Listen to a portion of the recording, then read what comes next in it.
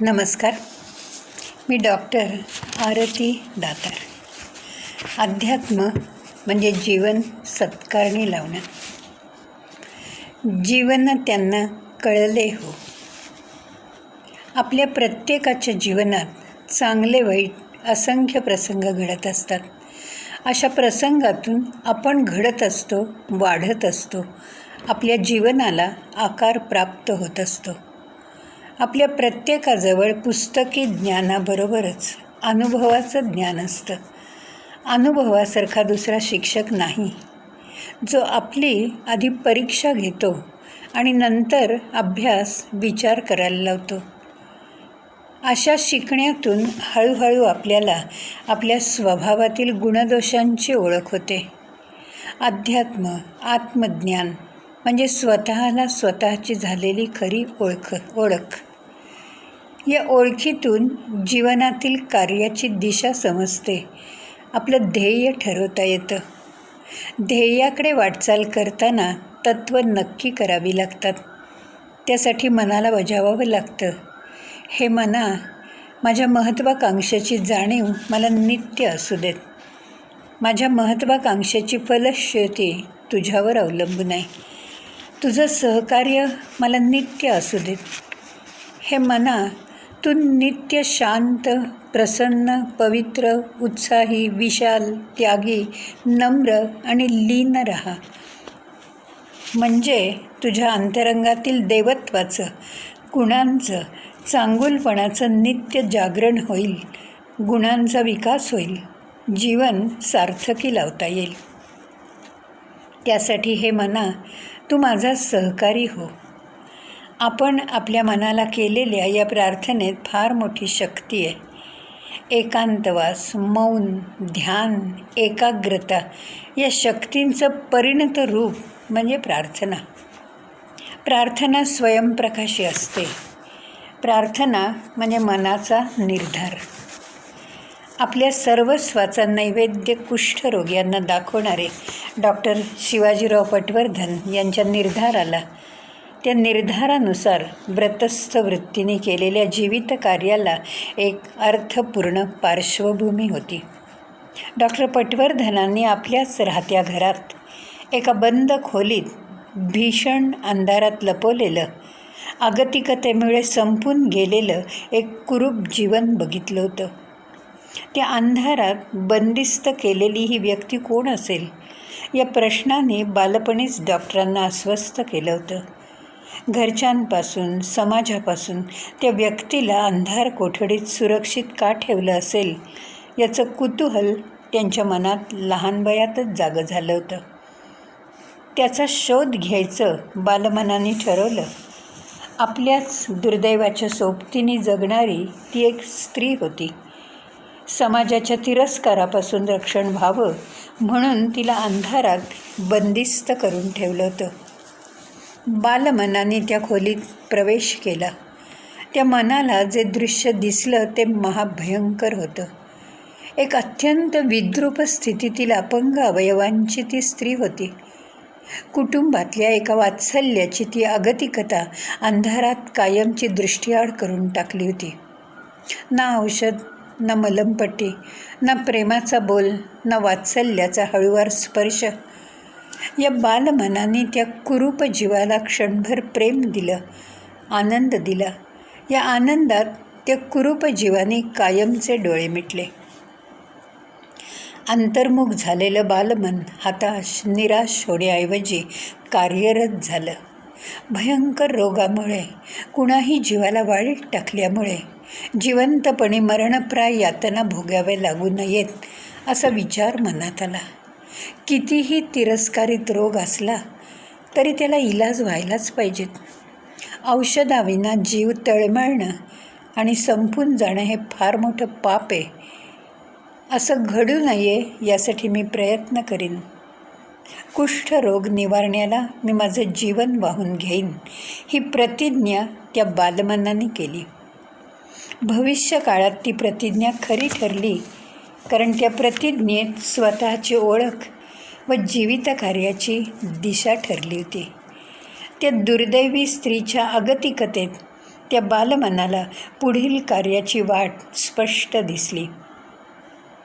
इतक्या लहान वयात कार्याची वाट समजणं, त्यानुसार जाणत्या मनाने त्या वाटेच्या दिशेने प्रवास करणं, खडतर प्रयत्नांची पराकाष्ठा करणं ही गोष्ट सहज प्राप्त नव्हती.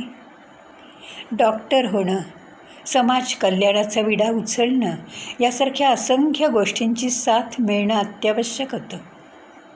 यासाठी बहुतेक वेळा परिस्थिती प्रतिकूल होती.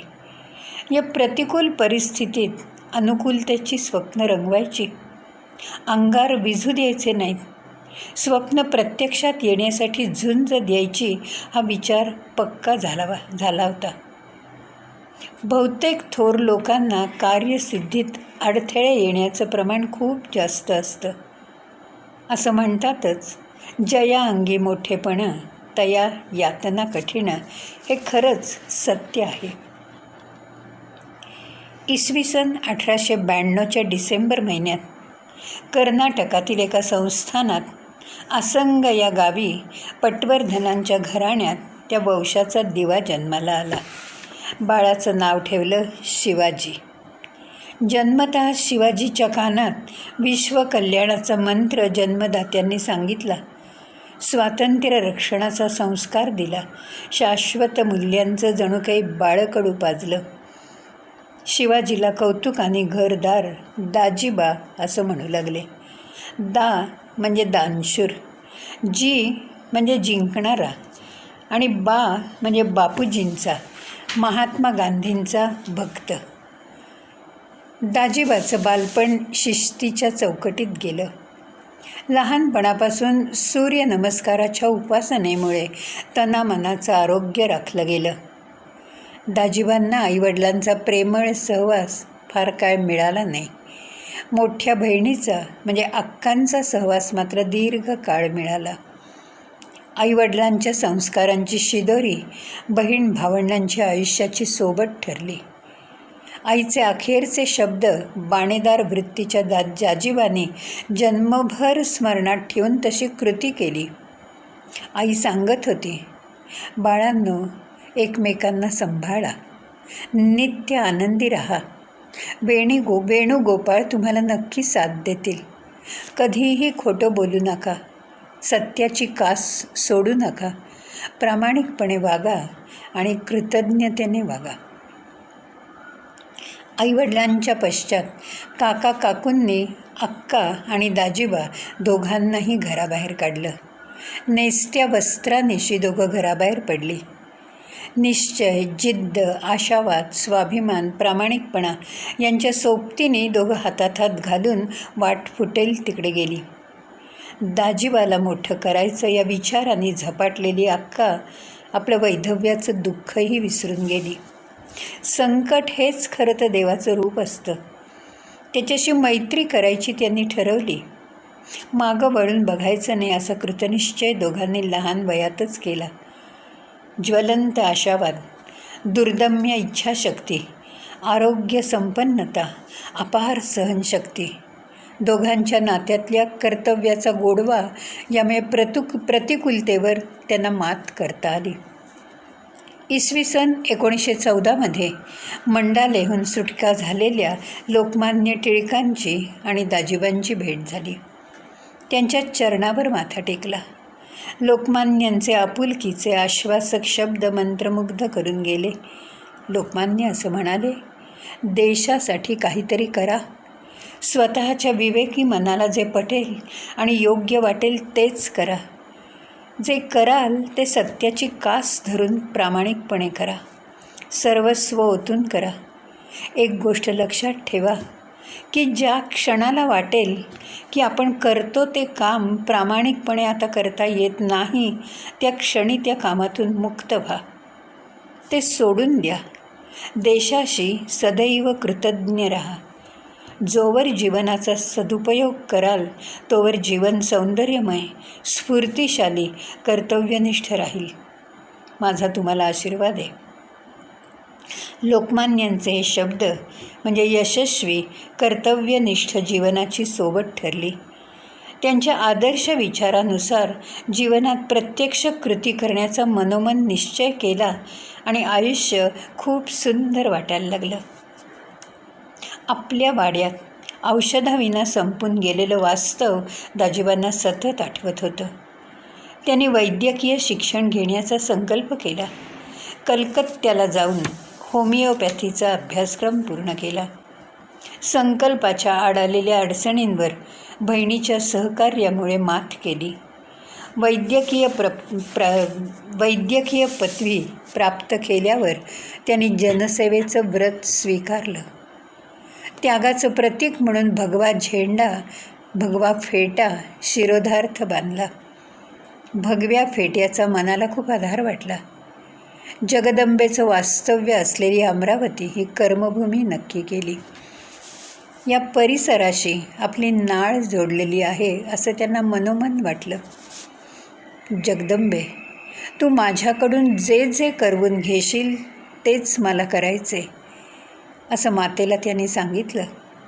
जीवित कार्याच्या सुरुवातीपासून नम्रता, समर्पण आणि त्याग या वाटेने जाण्याचं व्रत स्वीकारलं. जगदंबेच्या आशीर्वादाने जन्मभर व्रतस्थ वृत्तीने राहता आलं. जगदंबेवर दृढ श्रद्धा असल्यामुळे कार्याची वाट दिसली. अडचणी, संकट हे भगवंताचं रूप वाटलं. नकारात्मक गोष्टींकडे पाठ फिरवल्यामुळे सकारात्मक गोष्टी अधिक ठळक वाटल्या. घटस्थापनेच्या मुहूर्तावर कार्याचा श्रीगणेशा केला. जुना मित्र देवाच्या रूपाने धावला. त्याच्या घराशेजारी एक खोली मिळाली. पहिल्याच रात्री पहिला पेशंट आणि कष्टाचा 1 रुपया प्रसाद रूपाने पावला. मित्रांनी जेवणाची सोय केली. डॉक्टरांच्या मनाची अवस्था आंधळा मागतो 1 डोळा आणि देव देतो 2 डोळे अशी झाली. एक अज्ञात शक्ती हितचिंतकासारखी, सावलीसारखी आपल्या सोबतीला आहे याची मनाला सतत जाणीव होत होती. ती शक्ती आपल्याला कधी गैर वागू देणार नाही याची मनोमन खात्री त्यांना पटली. मनाशी निश्चय केला की वैद्यकीय ज्ञानाचा कधी धंदा करायचा नाही. पैशापेक्षा माणसं जोडणं हे श्रेयस्कर आहे. जीवनाला माणसांच्या प्रेमाचा आधार लागतो. नुसता पैसा आयुष्याला पुरत नाही. डॉक्टर पटवर्धनांनी आयुष्यभर माणसं जोडली आणि जपली. संकल्प करणं हे एक वेळ सोपं असतं, पण आयुष्यभर तो संकल्प निभावणं अत्यंत अवघड असतं. पण डॉक्टरांना त्यांच्या जिद्दी, शिस्तप्रिय, सत्यप्रिय स्वभावाला तो निभावता आला याचा खरंच आदर आणि अभिमान वाटतो. डॉक्टरांनी समाजकार्य, स्वास्थ्य रक्षण आणि आरोग्य संवर्धन हे कार्यक्षेत्र निवडलं. जनतेचं आरोग्य बिघडल्यावर ते सुधारण्यासाठी इलाज करायचे का जनता निरोगी होण्यासाठी झटायचं? आरोग्य संवर्धन हे कार्य महत्त्वाचं आहे. तनामनाच्या स्वास्थ्यासाठी नियमित व्यायामाची गरज आहे. देही आरोग्य नांदते, भाग्य नाही या परते या समर्थ रामदास स्वामींच्या वचनावर प्रेम करणारे डॉक्टर समाज मनावर याचा संस्कार करण्यासाठी अहोरात्र झटले. कार्याची दिशा ठरवून त्यानुसार वाटचाल करताना खिशात दिडकीही नव्हती, पण मनाने ध्येय निश्चितीची शिडी चढायला सुरुवात केली. इसवी सन 1914 अमरावतीत हनुमान व्यायाम प्रसारक मंडळ या संस्थेची रूपरेषा ठरली. बालसंवर्धनाचं राष्ट्रीय कार्य सुरू झालं. स्वातंत्र्य प्राप्तीसाठी जनता बलवान आणि निर्भय हवी या विचारांच्या सोबतीने बलसंवर्धनाच्या कार्याला गती मिळाली. आत्मविश्वास वाढला. व्रतस्थ वृत्तीने आयुष्यभर कार्य करण्यासाठी जगदंबेच्या कृपेने समविचारांची अर्धांगिनी लाभली. सत्यप्रिय जीवनकार्यात पूर्णपणे विरघळणारी पवित्र गंगा त्यांना सहचारिणी म्हणून येऊन मिळाली. एकात्म भावाने देवकार्याला गती आली. स्वप्न वास्तवात आणण्यासाठी प्रयत्नांची शर्थ करण्यासाठी सोबत मिळाली ती कायमची. अर्थात याचं श्रेयही जगदंबेचंच. हा भाव डॉक्टरांच्या मनात नित्य जागा होता.